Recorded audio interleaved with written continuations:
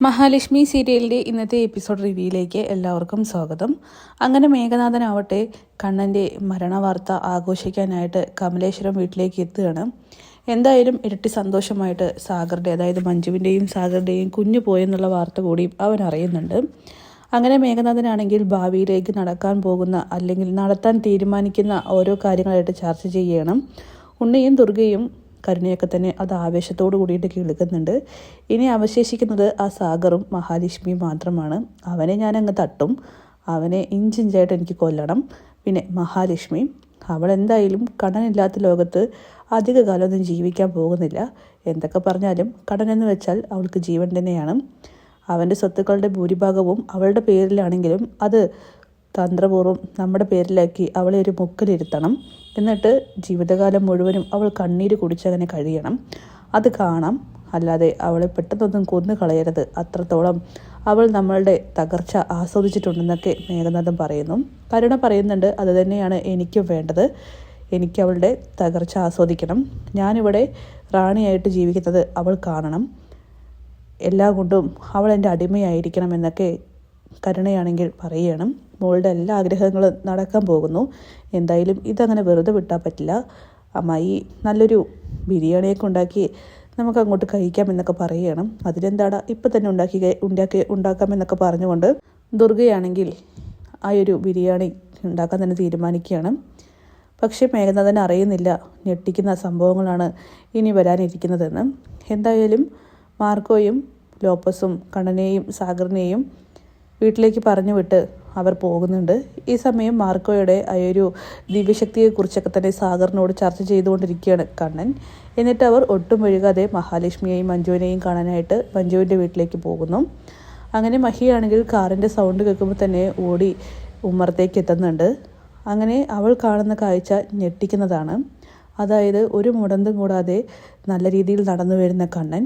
ഈ സമയം മഞ്ജുവിനോട് മഹി പറയുന്നുണ്ട്, കണ്ണേട്ടൻ ഇവിടെ നിന്ന് പോകുന്ന സമയത്ത് നേരെ നടക്കാൻ കഴിഞ്ഞിരുന്നില്ല, ഒരു മുടന്തുണ്ടായിരുന്നു. ഇപ്പം നോക്കിക്കേ കണ്ണേട്ടൻ ആ മുടന്തില്ലെന്നൊക്കെ പറയുമ്പോൾ ഏട്ടത്തി ഞാനത് ശ്രദ്ധിച്ചു എന്നിങ്ങനെ മഞ്ജു പറയുകയാണ്. അങ്ങനെ മഹിയോട് കണ്ണൻ പറയുന്നുണ്ട്, എന്താ ഇങ്ങനെ സൂക്ഷിച്ചു നോക്കുന്നത്? എനിക്ക് മനസ്സിലായി, ഇവിടെ നിന്നും പോകുന്ന ആളല്ല തിരിച്ചു വന്നിരിക്കുന്നതെന്നല്ലേ.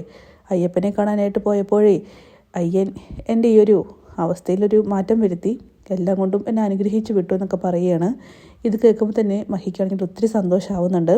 എങ്ങനെയുണ്ടായിരുന്നു അയ്യപ്പ ദർശനം എന്നൊക്കെ ചോദിക്കുമ്പോൾ എരുമേലി വഴി പോയപ്പോൾ ഒരുപാട് പേടിച്ചിരുന്നു. പക്ഷേ പേടിച്ചതുപോലെ ഒന്നും സംഭവിച്ചില്ല. ആ കൊടുങ്കാട്ടിലൂടെ എത്ര ഈസി ആയിട്ടാണ് ഞങ്ങൾ സന്നിധാനത്തിലേക്ക് എത്തിയതെന്നൊക്കെ കണ്ണനാണെങ്കിൽ മഹാലക്ഷ്മിയോട് പറയുന്നുണ്ട്. അപ്പം ഞാൻ കണ്ട ദുർസ്വപ്നങ്ങളൊക്കെയോ അതെല്ലാം സത്യം തന്നെയായിരുന്നു.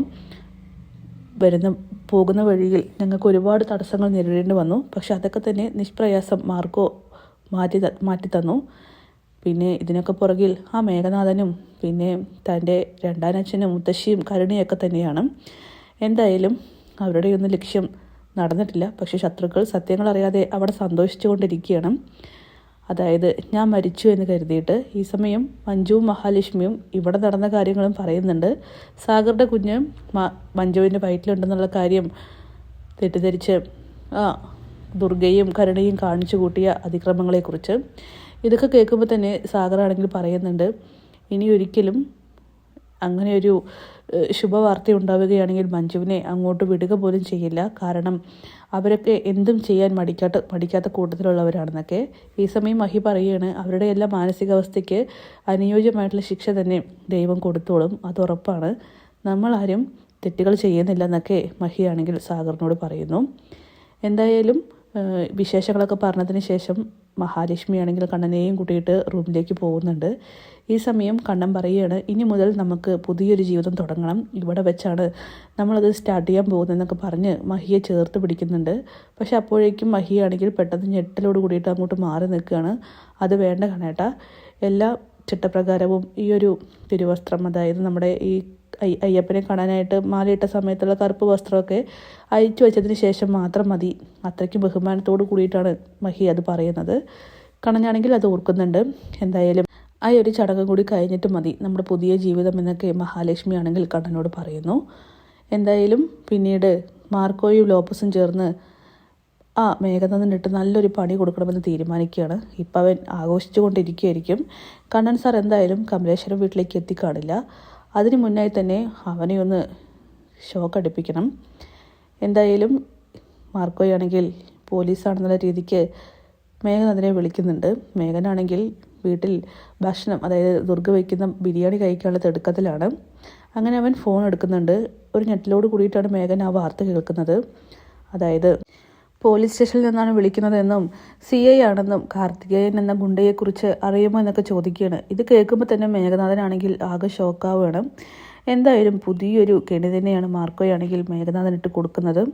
അങ്ങനെ എന്തോ ഒരു വലിയ സംഭവം മേഘനാഥൻ്റെ മുഖത്ത് നിന്നും സംഭവിച്ചിട്ടുണ്ടെന്നുള്ള കാര്യം വായിച്ചെടുക്കുകയാണ് കരുണയും ഉണ്ണിയും ദുർഗയൊക്കെ തന്നെ. എന്തായാലും സന്തോഷം കെട്ടടങ്ങാൻ പോകുന്ന ആ ഒരു കാര്യത്തിന് തിരി കൊളുത്തി കഴിഞ്ഞു. അപ്പോൾ കാത്തിരിക്കാം കിടിലൻ എപ്പിസോഡ്സിനായിട്ട്. Bye bye.